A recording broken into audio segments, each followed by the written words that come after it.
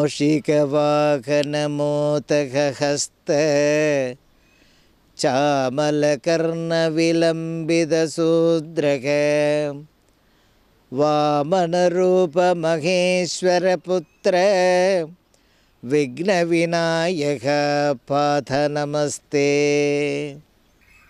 ओम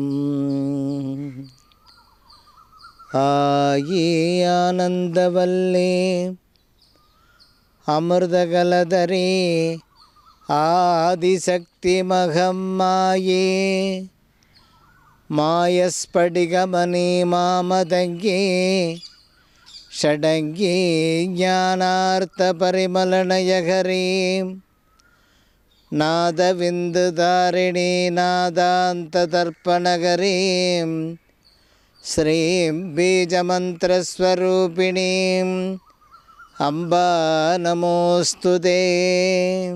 அன்பார்ந்த ஆஸ்திக பெருமக்களே, தாய்மார்களே, இந்த இனிய அபூர்வ விஷயம் உங்களை எல்லாரும் இந்த நிகழ்ச்சிக்கு வரவேற்கிறேன். அன்பார்ந்த தாய்மார்களே, லலிதா சகஸ்ரநாமத்தில் ஒரு ஸ்லோகம், அதை பற்றி பல சான்றோர் பெருமக்கள் நல்ல வர்ணனையாக சொல்லுவாங்க. அதில் கொஞ்சம் சுருக்கமாக அந்த ஸ்லோகத்தினுடைய தத்துவம், இந்த அபூர்வ விஷயத்துக்கும் அந்த ஸ்லோகத்துக்கும் ரொம்ப தொடர்பு இருக்கிறது. அதாவது லலிதா சஹஸ்ரநாமத்தில் இருக்கிற ஒரு ஸ்லோகம், அதில் அபர்ணாயை நமஹ அப்படின்னு ஒரு ஸ்லோகம். ஒரு ஊரில் ஒரு வயதான பெரியவர், நல்ல வசதி வாய்ப்புகளோடு இருக்கிறவர்.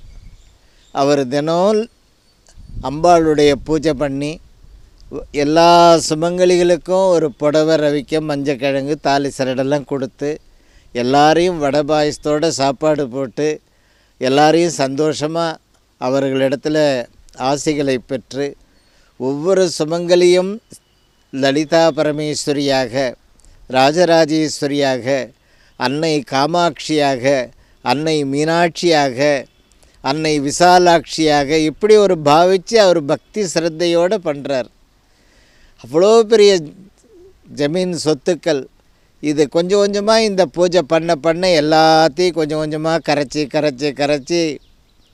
கடைசியில் அவர் வெளியிருந்து பணம் வாங்கி கடன் வாங்கி அந்த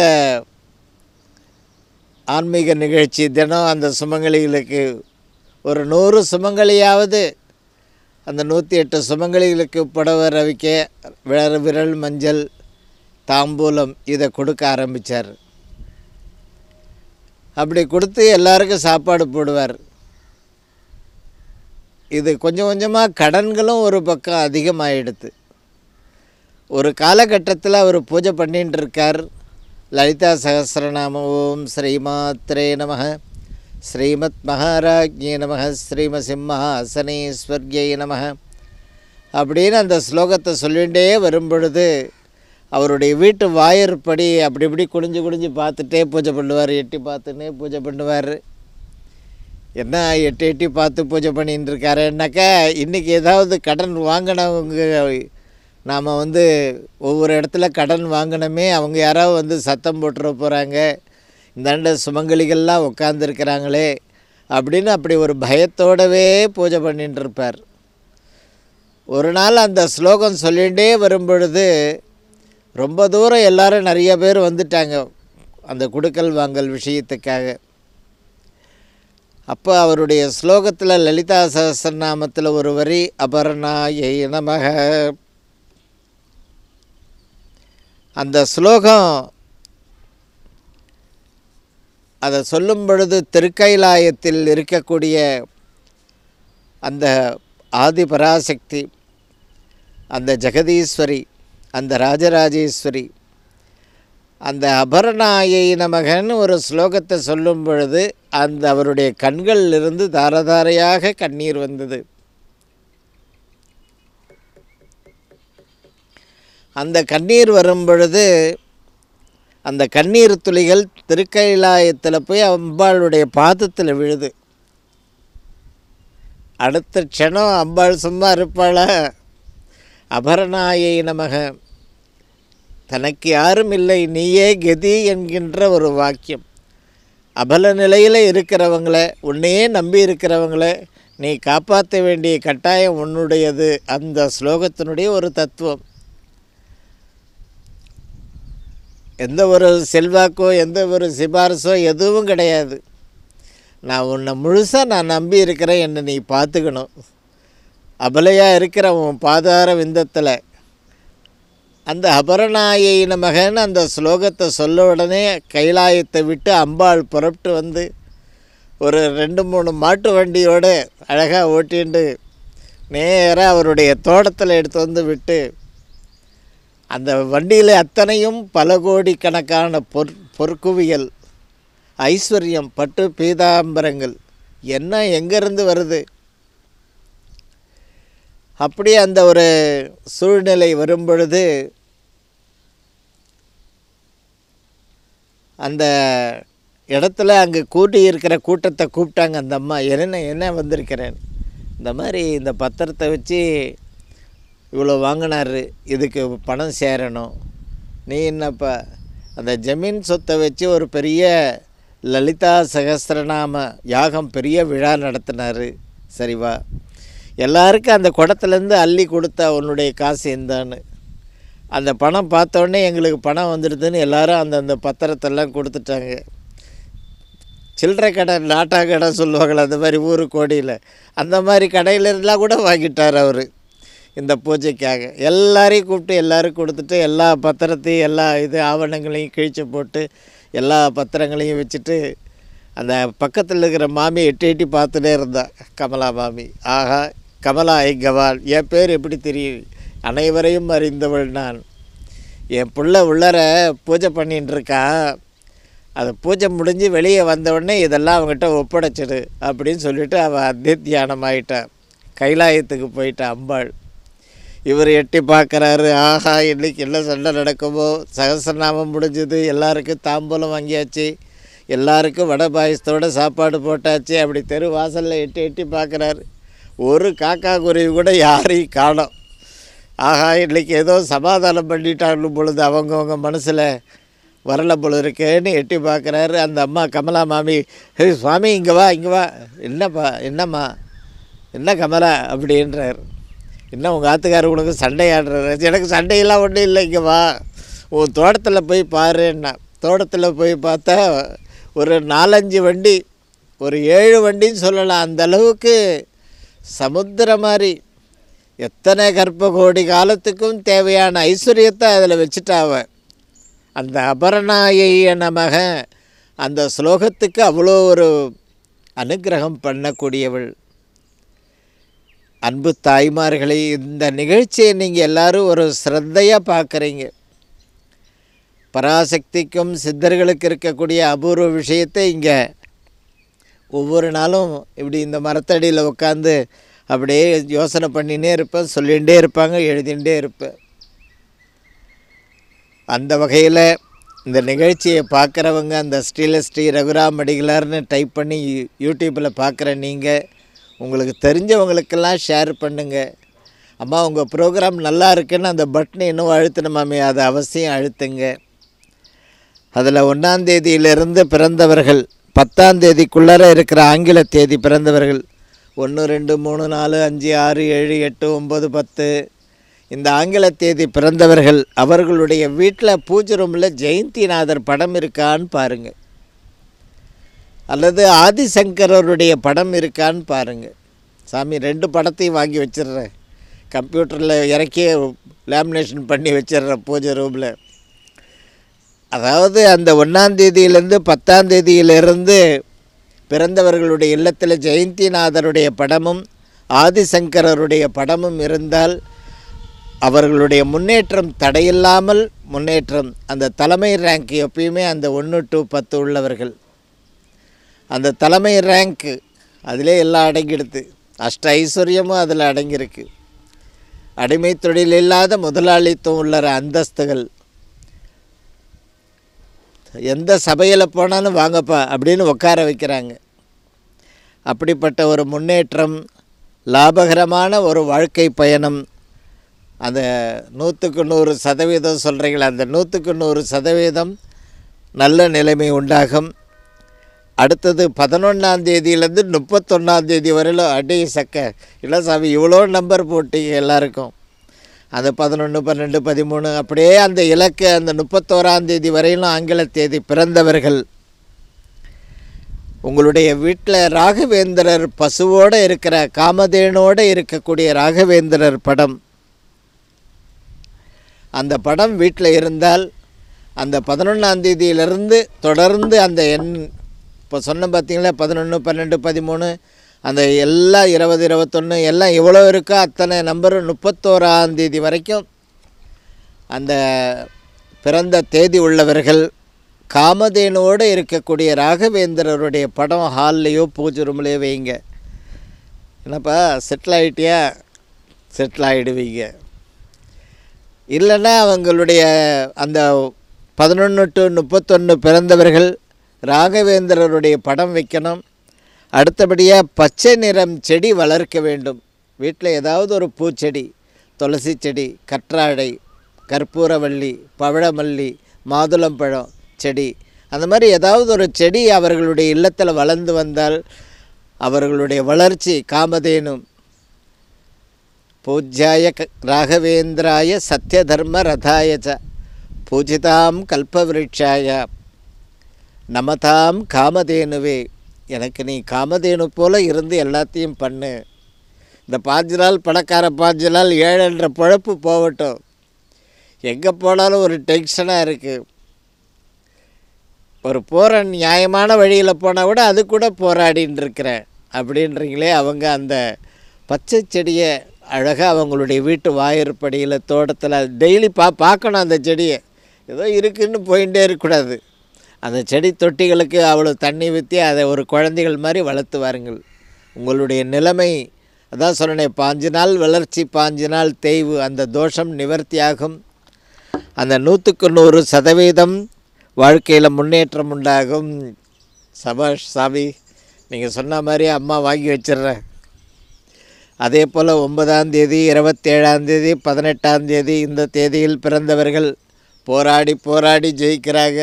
சாமி, நான் பிறந்ததுலேருந்தே போராடியிலே தான் இருக்கிறேன்.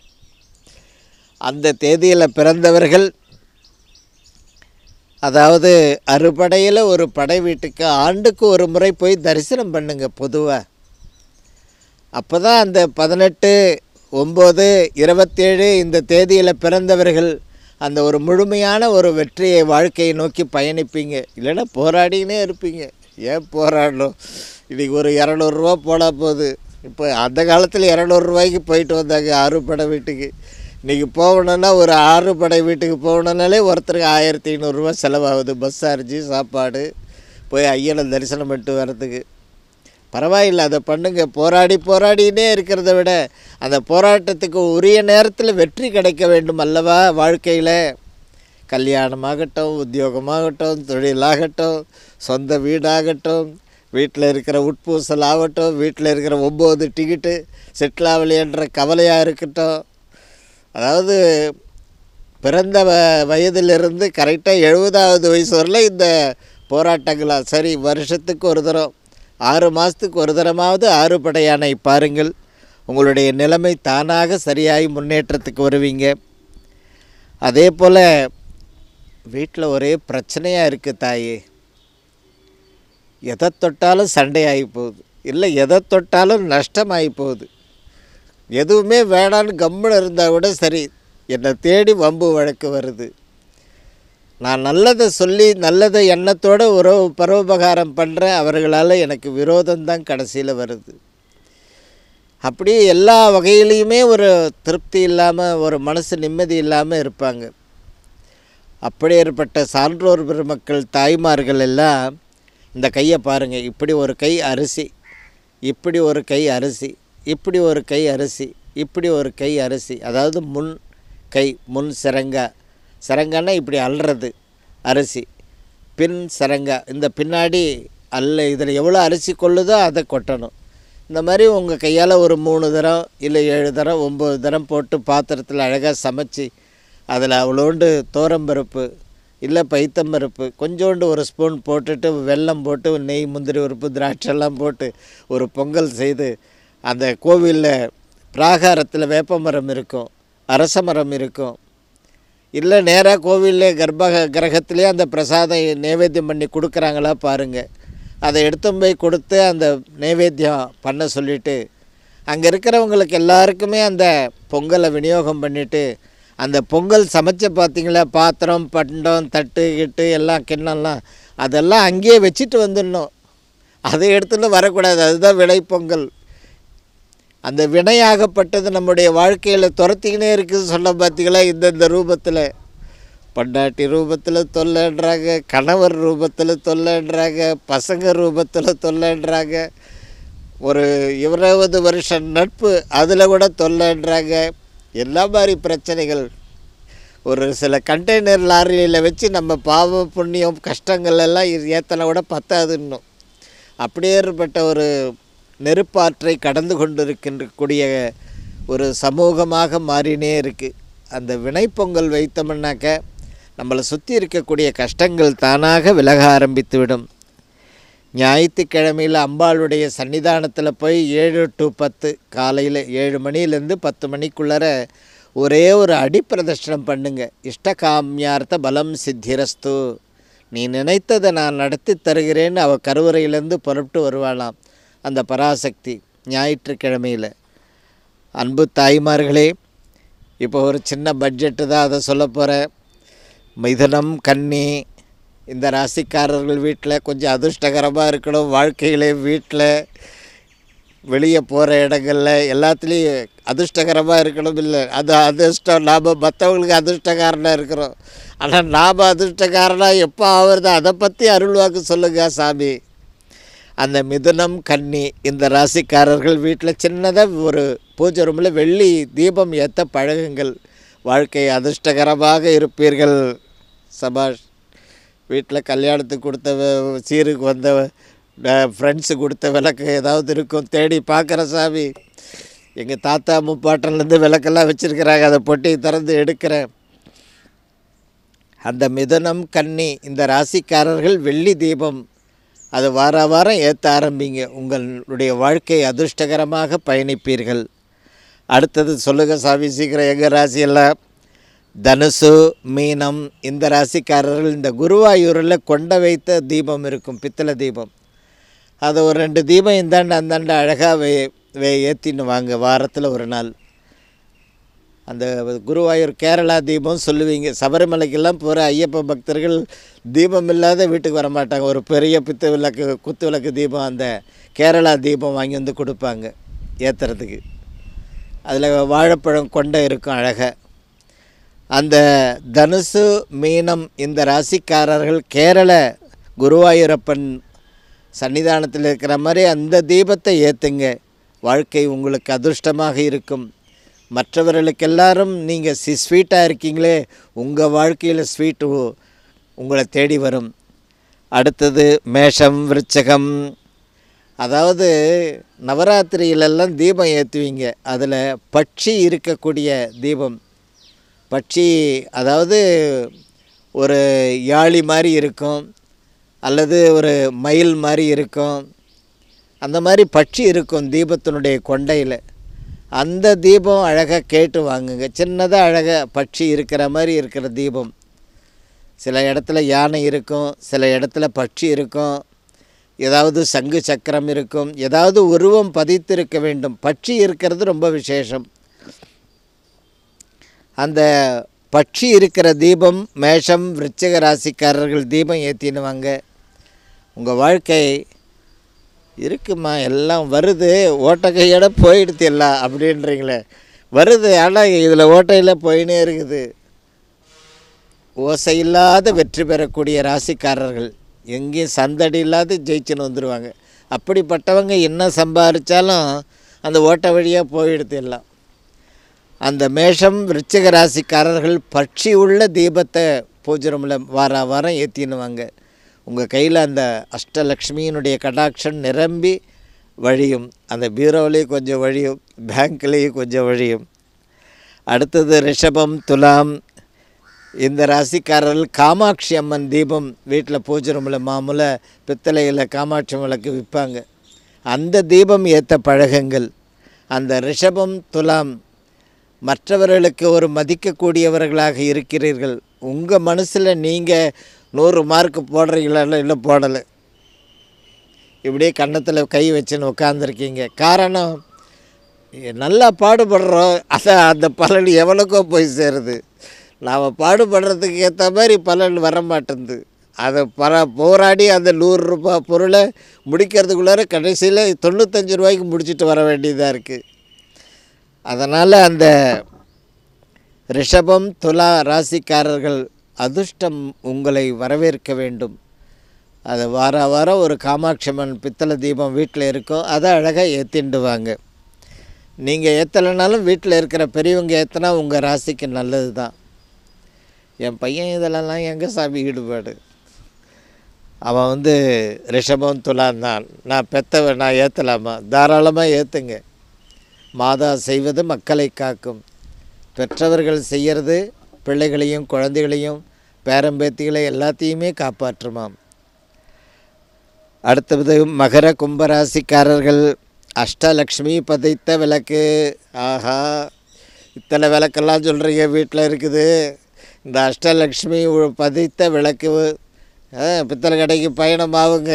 அந்த மகர கும்பக்காரர்கள் அக்னி பரீட்சையெல்லாம் முடிஞ்சு இப்போ செட்டில் ஆகிற நேரம். அக்னி பரீட்சைன்னா என்ன அர்த்தம்? ஏகப்பட்ட செலவுகள், சொல்ல முடியாத செலவுகள். அதனே அந்த அக்னி பரீட்சையை கடந்து இப்போ செட்டில் ஆகக்கூடிய நேரம்ட்டிங்க. சரி சாமி, நான் இன்றைக்கி அஷ்டலக்ஷ்மி தீபம் 500 ரூபாயிலேருந்து 1000 ரூபா வரலாம் சின்னதாக விற்கும், அதை வாங்கி ஏற்றிடுறேன். அதை வாரம் ஒரு முறை ஏற்றின்னு வாங்க. மகர கும்பம் வாழ்நாளில் ஆட்டோமேட்டிக்காக உங்களை சுற்றி நல்ல விஷயங்கள் நடக்க ஆரம்பித்துவிடும். நீங்கள் பாடுபடுறதுக்கு ஏற்ற ஒரு இரட்டிப்பு லட்டு சாப்பிட்றியான்ற மாதிரி 2 மடங்கு லாபத்தை அனுகிரகம் செய்வாள் பராசக்தி. அதே மாதிரி கடகராசிக்காரர்கள் என்ன சொல்ல போகிறீங்க சாமி? கடகராசிக்காரர்கள் வீட்டில் குத்து விளக்கு மாமூலாக நம்முடைய பெரியவர்கள்லாம் குத்து விளக்கு ஏற்றுப்பா, கல்யாண வீட்டில் சொல்லுவாங்களே, வீட்டில் காலைல எழுந்தோடனே குத்து விளக்கு ஏற்றிட்டியா மருமகளே அப்படின்னு கேட்குறாங்களே, அந்த கடகராசிக்காரர்கள் குத்து விளக்கு ஏற்ற வேண்டும். அவர்களுடைய வாழ்க்கையில் அந்த தனதானிய சம்பத்து நிறைந்த ராசிக்காரர்கள் கடகராசிக்காரர்கள். அவர்களுடைய ஜாதகத்தில் கடகராசிக்காரில் அன்னபூரணி உட்கார்ந்துட்டுருக்கலாம். காரணம், கடகராசிக்கு அந்த அதிதேவதையே அம்பாள் தானா, பராசக்தி தானா. அப்படிப்பட்ட நீங்கள் உங்கள் வாழ்க்கையில் தைரியலட்சுமியோடு போராடின்னு இருக்கீங்க. மற்ற 7 லட்சுமி அங்கே வாசலாண்டே நிற்குது, எப்போ வருது தெரியலையே அப்படின்றாங்க. அதனால் அந்த கடகராசிக்காரர்கள் குத்து விளக்கு வாரத்தில் ஏற்றிண்டு வாங்க. அந்த அஷ்டலக்ஷ்மி யோகம் ஏற்படும். இப்போ கடந்த ஒரு 33 வருஷமாக 35 வருஷமாக, சில பேர் 6.5 வருஷமாக, சில பேர் 4.5 வருஷமாக. இல்லை சாமி, நான் பிறந்ததில் இருந்து கஷ்டத்தை பார்க்குறேன். அப்படிப்பட்ட குத்து விளக்கு ஏற்றினே வாங்க வாரம். வாழ்க்கையில் ஐஸ்வர்யமும் நல்ல விஷயங்களும் உங்களுடைய வாழ்க்கையில் நடக்க ஆரம்பித்துவிடும். நான் கடைசியாக எங்கள் ராசி சிம்ம ராசி சொல்லுங்கள். அந்த சிம்ம ராசிக்காரர்களுக்கு மண் அகல்ல தீபம். அவாஹா, சிறப்பான ஒரு பிளான் போட்டீங்க, எங்களுக்கு செலவில்லாத அந்த அகல் தீபம் 2 பக்கம் வாசலுக்கு அகல் தீபம் ஏற்ற பழகுங்கள். சிம்ம ராசிக்காரர்கள் வீட்டில் அவன் வாழ்க்கையில் மற்றவங்களெல்லாம் நம்பர் 1 ஆக்குறான். அவன் அவ்வளோ கெட்டிக்காரன், அந்த பொண்ணு அவ்வளோ கெட்டிக்காரு, எல்லாரையும் நம்பர் 1 ஆக்கின்னே வர. ஒன்றுன்னா என்ன அர்த்தம்? எல்லாத்துலேயும் அவங்களுக்கு நல்ல விஷயங்களை சக்ஸஸ் பண்ணி கொடுக்குறவங்க. அப்படிப்பட்ட நீங்கள் சிம்ம ராசிக்காரர்கள் உங்கள் சொந்த வாழ்க்கையில் நீங்கள் சக்ஸஸ் பாதையில் பயணிக்கிறீங்களே, அது கண்ணுக்கு தெரியுது, ஆனால் கைக்கு வரணுமேன்றீங்களே, அது கைக்கு வந்து விடும். நிகழ்ச்சி எல்லாருக்கும் பிடிச்சிருக்கோ? என்னை அடியேனை பார்க்கறதுக்கு இந்த செவ்வாய், வெள்ளி, ஞாயிறு இந்த தினங்களில் பீடத்துக்கு ஃபோன் பண்ணி அப்பாயின்மெண்ட்டு வாங்கிக்கின்னு இந்த ராஜராஜேஸ்வரி பீடம் விழுப்புரம் மாவட்டம் திண்டிவனம், அங்கேருந்து செஞ்சி திருவண்ணாமலை போகிற மெயின் ரோட்டில் 5 கிலோமீட்டரில் ராஜராஜேஸ்வரி பாடசாலை இருக்குது. அந்த பாடசாலை வளாகத்திலேயே அம்பாள் பீடம் இருக்குது. அங்கே ராஜராஜேஸ்வரி அம்பாள் வீற்றிருக்கிற அருள்வாக்கு அளிக்கக்கூடியவள் வனதுர்கை. வால்மீக மகரிஷி பூஜை பண்ண க்ஷேத்திரமானது வனதுர்கை. அதே போல் பாண்டவர்கள் வனவாசத்தில் வரும்பொழுது வனதுர்கையை வணங்கிட்டு தான் அவர்கள் ஆரம்பித்தாங்க. எல்லாத்துலேயும் விஜயத்தை சாதித்தார்கள். ராமபிரான் வனதுர்கையை வணங்கி ஆரண்யத்தில் முதல் கிளம்பினார். அப்படி கிளம்பும்போது ராவணாதியர்கள், அதை பில்லி சூன்யம் மந்திரஜாலம் தாந்திரிகம் மாந்திரிகம் எல்லாம் தெரிஞ்சவங்களாச்சு அசுரர்கள், அவர்கள் எல்லாத்தையும் முறியடித்து ராமபிரான் விஜயத்தை சாதித்தார். அந்த வனதுர்கையினுடைய ஒரு பூஜை முதல் பண்ணும் பொழுது நீங்களும் இந்த வனதுர்கையினுடைய பீடம் க்ஷேத்திரத்துக்கு வந்து ராஜராஜேஸ்வரி அம்பாளை தரிசனம் பண்ணி அருள்வாக்கு பெறக்கூடியவர்கள், தரிசனம் பெறக்கூடியவர்கள் அன்னை பீடத்திற்கு வருகை தரலாம். அப்படி செய்யும் பொழுது ஃபோன் பண்ணிவிட்டு வரணும். மற்றபடி சுவாமி உங்களை பார்க்கணுமே, சென்னையில் இப்போ திங்கள் சனி புதன் வியாழன் ஆகிய தினங்களில் சென்னையில் முகாமிட்டிருக்கிறதுனால சென்னைக்கு வந்து தரிசனம் அருள்வாக்கு பெறலாம். ஃபோன் பண்ணி அப்பாயின்மெண்ட் வாங்கிக்கின்னு எங்கே தங்கியிருக்கிறாங்கன்னு கேட்டுன்னுட்டு வாங்க. அன்பு தாய்மார்களே, அதாவது எதை குளித்தா எனக்கு என்னுடைய கஷ்டம் போகும், என்னை பிடிச்ச ரோகம் நிவர்த்தியாகும், என்னை பிடிச்ச கர்மா அதாவது கடன் அதெல்லாம் நிவர்த்தி ஆகணும். எல்லா வகையிலையும் நான் வந்து பாடுபட்டுட்டேன். திரௌபதா தேவி மாதிரி 2 கையை இப்படி தூக்கிட்டேன் சாமி அப்படின்றாங்களே. அதாவது மேஷராசி முதல் கன்னியா ராசிக்காரர்கள் இவர்கள் வந்து உங்களுக்கு அருகாமையில் இருக்கிற காவேரி, கிருஷ்ணா, தென்பண்ணை, தாமிரபரணி இந்த மாதிரி ஒரு நதியில் போயிட்டு பௌர்ணமி நேரத்தில் ஒரு ஸ்நானம் பண்ணிட்டு வாங்க. உங்கள் வாழ்க்கையில் நீங்கள் இத்தனை காலம் கடந்து வந்த உள்ளத்தில் கனலையும் கண்களில் கண்ணீரையும் வைத்திருக்கக்கூடிய ஒரு அந்த சூழ்நிலை சரியாகும். மறுபடியும் அந்த நதி பேர் சொல்லுங்கள் சாமி. காவேரி பரவாயில்லை, தினம்தான் குளிக்கிற சாமி, அதை பௌர்ணமியில் போய் அவசியம் குளிங்க. அடுத்தது கிருஷ்ணா, தென்பண்ணையாறு, அப்புறம் தாமிரபரணி. இந்த நதிகளில் நீராடும் பொழுது உங்களுடைய வாழ்க்கையில் நீங்கள் பண கஷ்டம் நிவர்த்தியாகும், வியாதிகள் அகலும், உங்களுடைய வீடு வாசல் இருப்பிடம் தனதானிய சம்பத்து உயர் பதவி சொந்த தொழில் வீட்டில் சுபகாரியம் மழலை செல்வம் சகலவிதமான சம்பத்தையும் அந்த பௌர்ணமியில் போய் நீராட வேண்டும். ஏதாவது ஒரு நதியில் நீராடுங்கள். அதாவது மேஷம் முதல் மேஷம் ரிஷபம் மிதுனம் கடக சிம்மம் அந்த மாதிரி சொல்கிறீங்களே அந்த 7 ராசிக்காரர்கள். அடுத்தபடியாக எங்களை விட்டுடாதீங்க சாமி சொல்லுங்கள். அதாவது துலா ராசியிலேருந்து மீன ராசி வரையில் இந்த அந்த எல்லை சொல்லிட்டீங்க. இந்த எல்லை என்ன பண்ணணும் சாமி? அந்த துலாம் டு மீன ராசிக்காரர்கள் துங்கபத்ரா நதி, கங்கை நதி, யமுனை நதி, கேரளாவில் பாஞ்சின்னு இருக்கிற பம்பா நதி, பாதப்புழா நதி கேரளாவில் இருக்குது. அடுத்தது தமிழ்நாட்டில் பவானி, வைகை ஆறு. பரவாயில்ல சாமி, எல்லா ஸ்டேட்டுக்கு தகுந்த மாதிரி ஒன்று சொல்லிட்டீங்க நீங்கள். அதே பௌர்ணமியில் போய் ஒரு ஸ்நானம் பண்ணுங்க. அது என்ன ஒரு எக்ஸ்ட்ரா ஒரு ஐட்டம் என்னன்னாக்க தரிசனம், அந்த ஸ்நானம் முடிஞ்சால் பெருமாளை பாருங்கள் அவசியம். நம்முடைய பாவ புண்ணிய கணக்கை பார்த்துட்டு இருக்கிறவன் தினமும் பார்க்குறவன். அதனால் நீங்கள் அவசியம் அந்த பெருமாளை பௌர்ணமியில் அந்த நதியில் ஸ்நானம் செய்து பெருமாள் கோயில் உள்ளூரில் போய் தரிசனம் பண்ணுங்க. அப்படிப்பட்ட வாழ்க்கையில் செட்டில் ஆகிடுவீங்க. நீங்கள் நினைத்தபடியே வீட்டில் சுபம் கைகூடும், பதவி கைகூடும், நிரந்தர வருமானம் உண்டாகும். நிகழ்ச்சி நல்லா இருக்குது தாயே. மீண்டும் உங்களுக்கு அதி சீக்கிரத்தில் உங்களை தரிசிக்கக்கூடிய பாக்கியம் அவனருளால் அவன் தாள் வணங்கின்றது போல் அம்பாள் அனுகிரகம் பண்ணுவா. இந்த நிகழ்ச்சியை பிடிச்சிருக்கு அம்மானு அந்த பட்டனை கொஞ்சம் அழுத்துங்க. எல்லாருக்கும் அந்த நிகழ்ச்சியை ஷேர் பண்ணுங்கள். தொலைபேசியில் தொடர்பு கொண்டு அப்பாயின்மெண்ட் வாங்கிக்கிட்டு வாங்க. சுபமஸ்து.